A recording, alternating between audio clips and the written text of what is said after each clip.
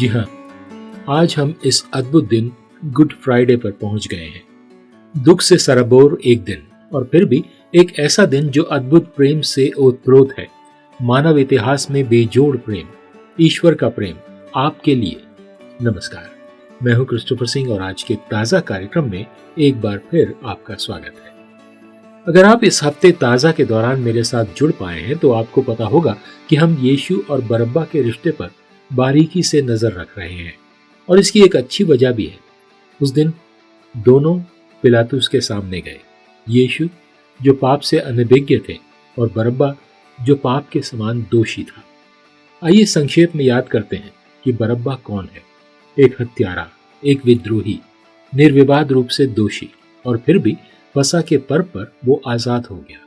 उसका नाम बरअब्बा, जिसका शाब्दिक अर्थ है पिता का पुत्र। उसकी जगह पिता के सच्चे पुत्र यीशु को कोड़े मारे गए, उनका मजाक उड़ाया गया और उन्हें सूली पर चढ़ाया गया। यीशु सिर्फ बरअब्बा के लिए नहीं मरा, वो बरअब्बा के बदले मरा। और यहीं से बात व्यक्तिगत हो जाती है, क्योंकि आप और मैं बरअब्बा हैं। हम सबने परमेश्वर से मुंह मोड़ लिया है।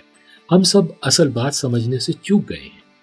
बाइबल में लिखा है रोमियो 3:22 से 25 वचन में, क्योंकि कोई भेद नहीं, क्योंकि सबने पाप किया है और परमेश्वर की महिमा से रहित हैं। अब वे उसके अनुग्रह से, जो एक वरदान है, मसीह यीशु में छुटकारे के द्वारा धर्मी ठहराए गए हैं, जिसे परमेश्वर ने अपने लहू के द्वारा प्रायश्चित के बलिदान के रूप में विश्वास के द्वारा प्रभावी रूप से प्रस्तुत किया है। और यही है सुसमाचार का सार, यीशु का सुसमाचार। हम दोषी हैं और न्याय दंड की मांग करता है, लेकिन परमेश्वर केवल न्याय ही नहीं है, वो प्रेम भी है। और अपने प्रेम में उसने सबसे बड़ी दुविधा का सामना किया। न्याय को कैसे कायम रखा जाए और फिर भी हमें कैसे बचाया जाए। केवल एक ही रास्ता था कि यीशु बहुतों की छुड़ौती के लिए अपना प्राण दे।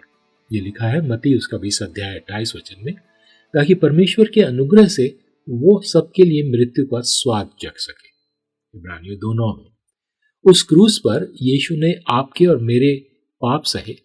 उसने न्याय का प्याला पिया ताकि हम दया पा सके। उसने कहा पूरा हुआ, यूहन्ना 19:30 में। क्रूस का अपमान यही है कि अपराधी मुक्त हो जाएं, कि परमेश्वर के पुत्र को क्रूस पर चढ़ाया गया ताकि हम जी सकें। आपसे प्रेम किया जाता है, आपको क्षमा किया जाता है, और क्योंकि यीशु ने आपकी जगह ले ली, उस पर अपना विश्वास रखें, क्योंकि यही परमेश्वर का ताजा वचन है आज